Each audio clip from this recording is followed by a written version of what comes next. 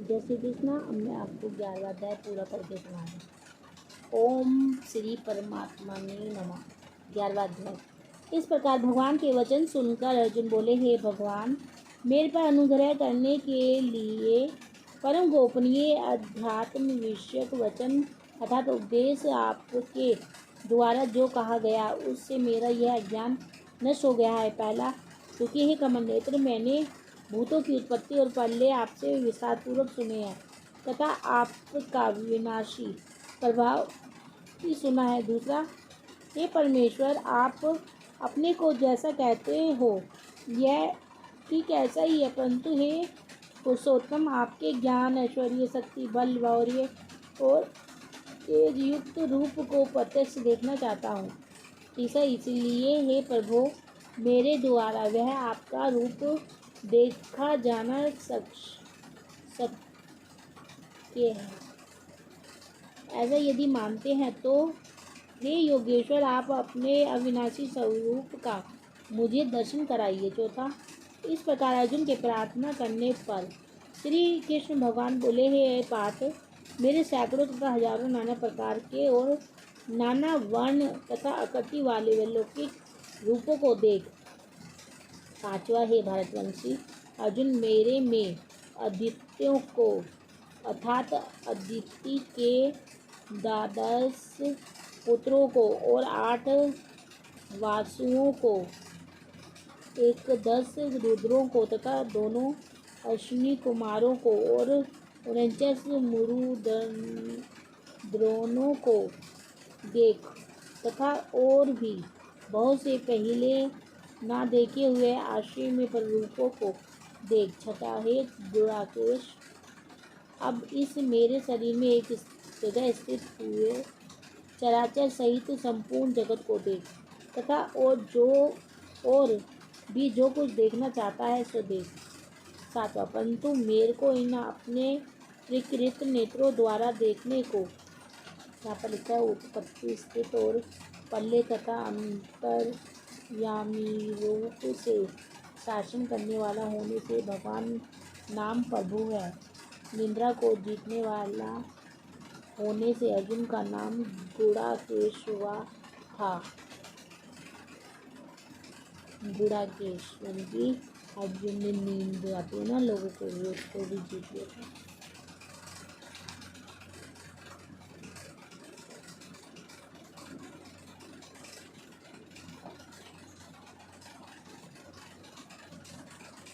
निसंदेह समर्थ नहीं है, इसी से मैं तेरे लिए दिव्य अर्थात अलौकिक चक्षु देता हूँ। इससे तू मेरे प्रभाव को, योग शक्ति को देख। आठवां, संजय बोले, हे राजन, महायोगेश्वर और सब पापों के नाश करने वाले भगवान ने इस प्रकार कहकर उसके उपरांत अर्जुन के लिए परम ऐश्वर्य युक्त दिव्य स्वरूप दिखाया। नौवां, उस अनेक मुख और नेत्रों से युक्त तथा अनेक अद्भुत दर्शनों वाले बहुत से दिव्य भूषणों से युक्त और बहुत से दिव्य शस्त्रों को हाथों में उठाए हुए 10 तथा दिव्य माला और वस्त्रों को धारण किए हुए और दिव्य गंध का अनुलेपन किए हुए और सब प्रकार के आश्रयों से युक्त सीमा रहित विराट स्वरूप परम देव परमेश्वर को अर्जुन ने देखा। 11वां, हे राजन, आकाश में 1000 सूर्यों के एक साथ उदय होने से उत्पन्न हुआ जो प्रकाश होवे वह भी उस विश्व रूप परमात्मा के प्रकाश के सदृश कदाचित हुई होवे। 12वां, ऐसे आश्रय में रूप को देखते हुए पांडुपुत्र अर्जुन ने उस काल में अनेक प्रकार से विभक्त हुए अर्थात पृथक पृथक हुए संपूर्ण जगत को उस देवों के देव श्री कृष्ण भगवान के शरीर में एक जगह स्थित देखा। 13वां, उसके अनंतर वह आश्चर्य से युक्त हुआ हर्षित रोमों वाला अर्जुन विश्व रूप परमात्मा को श्रद्धा भक्ति सहित सिर से प्रणाम करके हाथ जोड़े हुए बोला। 14वां, हे देव, आपके शरीर में संपूर्ण देवता देवों को तथा अनेक भूतों के समुदायों को और कमल के आसन पर बैठे हुए ब्रह्मा को तथा महादेव को और संपूर्ण ऋषियों को तथा दिव्य सर्वों को देखता हुआ 15 हे संपूर्ण विश्व के स्वामी, आप अनेक हाथ, पेट, मुख और नेत्रों से युक्त तथा सब ओर से अनंत रूपों वाला देखता हूँ। हे विश्व रूप, आपके ना अंत को देखता हूँ, ना मध्य को, ना आदि को ही देखता हूँ। 16 हे विष्णु, आपको मैं मुकुट युक्त, गदा युक्त और चक्र युक्त तथा सब ओर से प्रकाशमान तेज का पुंज, प्रज्वलित अग्नि और सूर्य के सदृश ज्योति युक्त, देखने में अति गहन और अप्रमेय स्वरूप सब ओर से देखता हूँ। 17वां।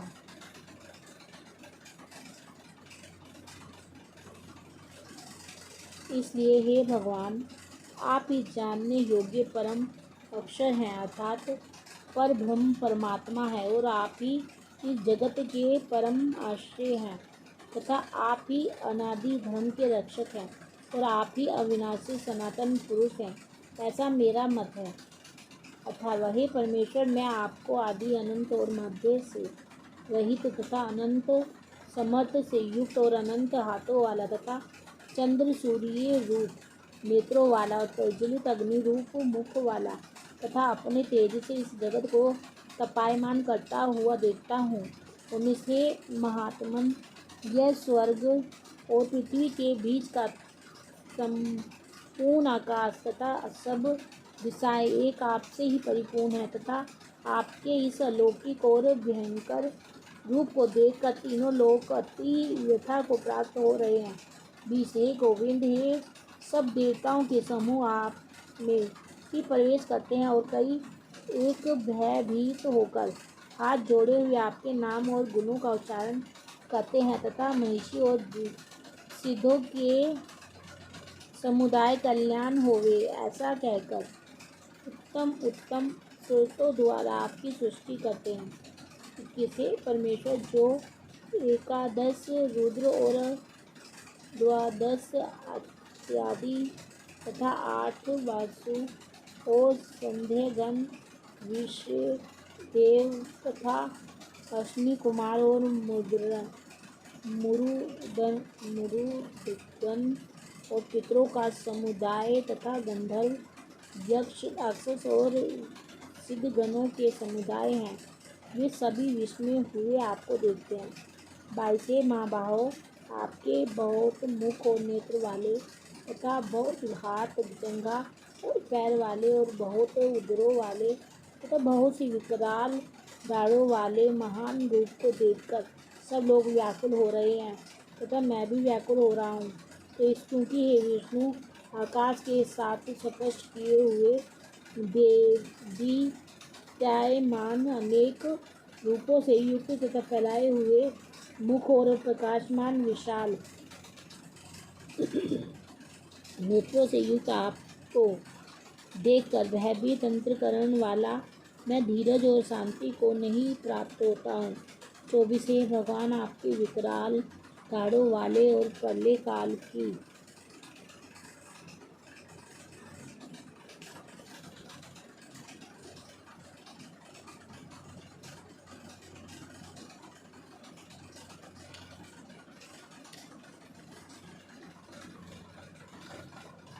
अग्नि के समान प्रज्वलित मुखों को देखकर दिशाओं को नहीं जानता हूँ और सुख को भी नहीं प्राप्त होता हूँ। इसलिए हे देवेश, हे जगन्नीय निवास, आप प्रसन्न होवे। 25 मैं देखता हूँ कि वे सभी इस राष्ट्र के पुत्र राजाओं के समुदाय सहित आप में प्रवेश करते हैं और भीष्म, पितामह, द्रोणाचार्य, कर्ण और हमारे पक्ष के भी प्रधान योद्धाओं के सहित सबके सब 26 वीर युक्त हुए आपके विकराल दाढ़ों वाले भयानक मुख में प्रवेश करते हैं और कई एक चूर्ण हुए सिरों सहित आपके दांतों के बीच में लगे हुए दिखते हैं। 27 विश्वमूर्त, जैसे नदियों के बहुत से जल के प्रभाव समूह के ही सम्मुख दौड़ते हैं अर्थात तो समुद्र में प्रवेश करते हैं, वैसे ही वे शूरवीर मनुष्यों के समुदाय भी आपके प्रज्वलित हुए मुखों में प्रवेश करते हैं।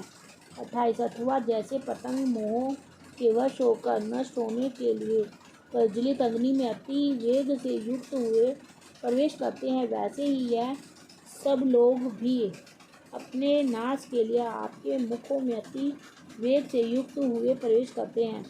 29 और आप इन संपूर्ण लोगों को प्रज्वलित मुखों द्वारा ग्रासन करते हुए सब ओर से चाट रहे हैं। हे विष्णु, आपका उग्र प्रकाश संपूर्ण जगत को तेज के द्वारा परिपूर्ण करके तपायमान करता है। 30 हे भगवान, कृपा करके मेरे प्रीति कहिए कि आप उग्र रूप वाले कौन हैं। हे देवों में शेष आपको नमस्कार होवे। आप प्रसन्न होइए। आदि स्वरूप आपको मैं तत्व से जानना चाहता हूँ, क्योंकि आपकी प्रकृति को मैं नहीं जानता। 31 इस प्रकार अर्जुन के पूछने पर श्री कृष्ण भगवान बोले, हे अर्जुन, मैं लोकों का नाश करने वाला बड़ा हुआ महाकाल हूँ। उस समय इन लोकों को नष्ट करने के लिए प्रवृत्त हुआ हूँ। इसलिए जो पति पक्षियों की सेना में स्थित हुए योद्धा लोग हैं, वे सब तेरे बिना भी नहीं रहेंगे, अर्थात तेरे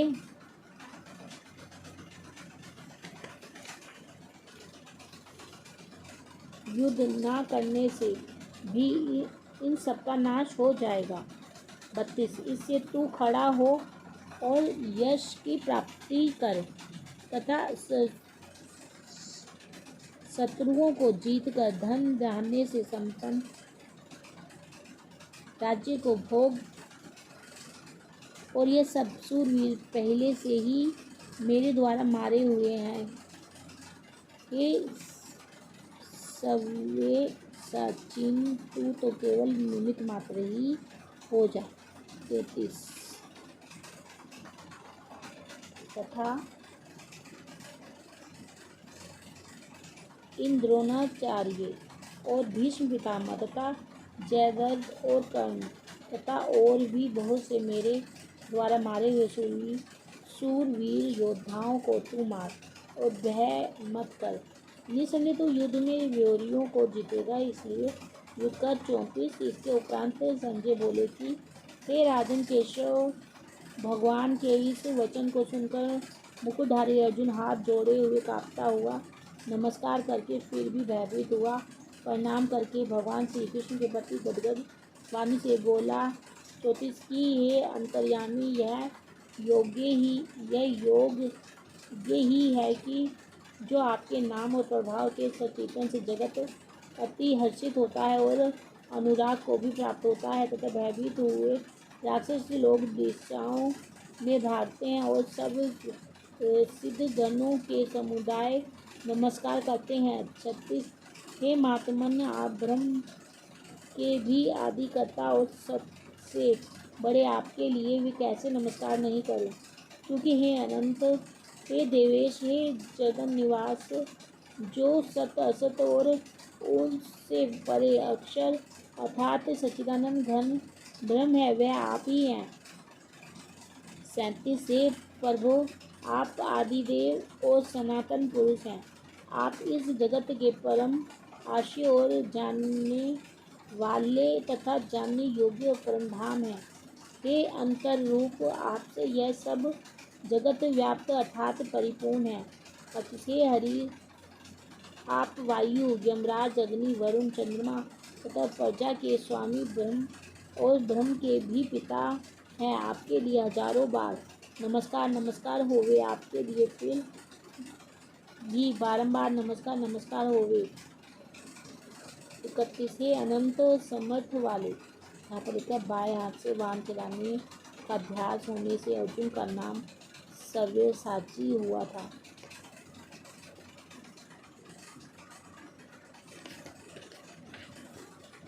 आपके लिए आगे से और पीछे से भी नमस्कार होवे। हे सर्वात्मन, आपके लिए सब ओर से ही नमस्कार होए, क्योंकि अनंत पराक्रमशाली आप सब संसार को व्याप्त किए हुए हैं। इससे आप ही सर्वरूप हैं। 40 हे परमेश्वर सखा, ऐसे मानकर आपके इस प्रभाव को न जानते हुए मेरे द्वारा प्रेम से अथवा परमार्थ से भी हे कृष्ण, हे यादव, हे सखे, इस प्रकार जो कुछ हठपूर्वक कहा गया है 41 और हे अच्युते, जो आप हंसी के लिए विहार शैया आसन और भोजन आदि को मैं अकेले अथवा उन शाखाओं के सामने भी अपमानित किए गए हैं, वह सब अपराध अपरिमेय स्वरूप अर्थात चित्तनते प्रभाव वाले आपसे मैं क्षमा कराता हूँ। 42 विश्वेश्वर, आप इस चराचर जगत के पिता और गुरु से भी बड़े गुरु एवं अति पूजनीय हैं। हे अतिशय प्रभाव वाले, तीनों लोकों में आपके समान भी दूसरा कोई नहीं है, फिर अधिक कैसे होवे। 45 इससे हे प्रभु, मैं शरीर को अच्छी प्रकार चरणों में रख के और प्रणाम करके सृष्टि करने योग्य आप ईश्वर को प्रसन्न होने के लिए प्रार्थना करता हूँ। ये देव पिता जैसे पुत्र के और सखा जैसे सखा के और पति जैसे प्रिय स्त्री के, ऐसे ही आप भी मेरे अपराध को सहन करने के लिए योग्य हैं। 44 विष्णुमूर्त, मैं पहले ना देखे हुए आश्रय में आपके इस रूप को देखकर हर्षित हो रहा हूँ और मेरा मन भय से अति व्याकुल भी हो रहा है। इसलिए हे देव, आप उस अपने चतुर्भुज रूप को ही मेरे लिए दिखाइए। हे देवेश, हे जगन प्रवास प्रसन्न होइए। 45 हे विष्णु, मैं वैसे ही आपको मुकुट धारण किए हुए तथा गदा और चक्र हाथ में लिए हुए देखना चाहता हूँ। इसलिए हे विश्वरूप, हे शस्त्रोभव, आप इस ही चतुर्भुज रूप से युक्त होइए। 46 इस प्रकार अर्जुन की प्रार्थना को सुनकर श्री कृष्ण भगवान बोले, हे अर्जुन, अनुग्रह पूर्वक मैंने अपनी योग शक्ति के प्रभाव से यह मेरा परम तेजो में सबका आदि और सीमा रहित विराट रूप तेर को दिखाया है, जो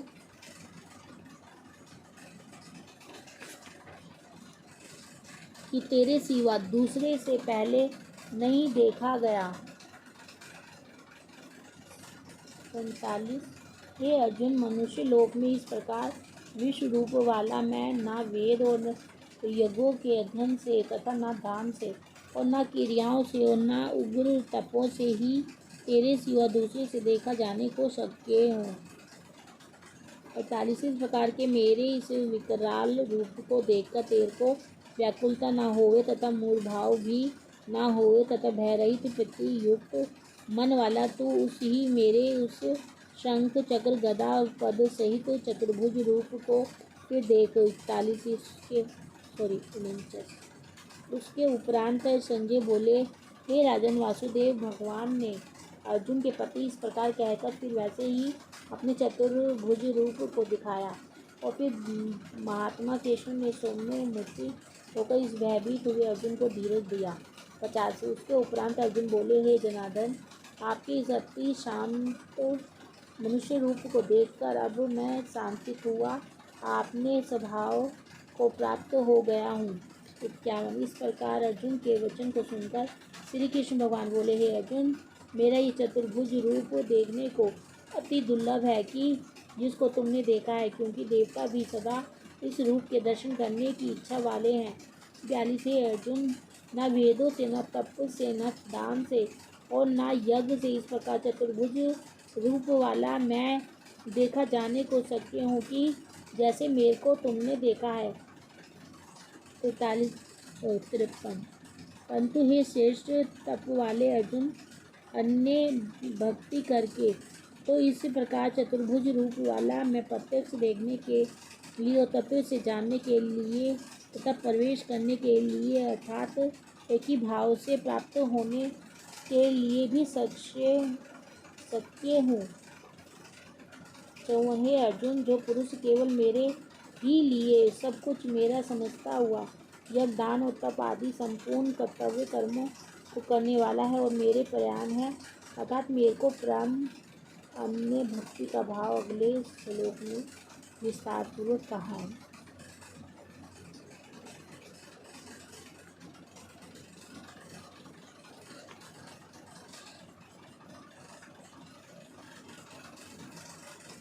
आश्रय और परम गति मानकर मेरी प्राप्ति के लिए तत्पर है तथा मेरा भक्त है, अर्थात मेरे नाम गुण प्रभाव और रहस्य के श्रवण कीर्तन मनन ध्यान और पठन का प्रेम सहित निष्काम भाव से निरंतर अभ्यास करने वाला है और आसक्ति रहित है, अर्थात स्त्री पुत्र और धनादि संपूर्ण संसारिक पदार्थों में स्नेह रहित है और संपूर्ण भूत प्राणियों में वैरभाव से रहित है, ऐसा वह अन्य भक्ति वाला पुरुष मेरे को ही प्राप्त होता है।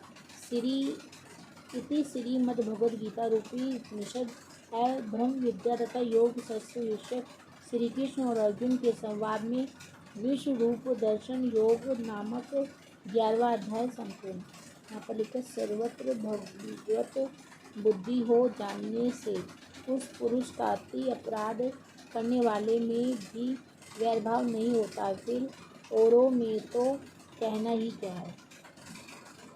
आगे हमें ब्रह्म ज्ञान मिल गया उसमें, जिसमें ना भगवान ने अर्जुन को दर्शन कराए थे ना अपनी, तो उसको बोलते हैं सब ब्रह्म ज्ञान प्राप्त करना, यानी कि 11वां अध्याय कहना चाहिए।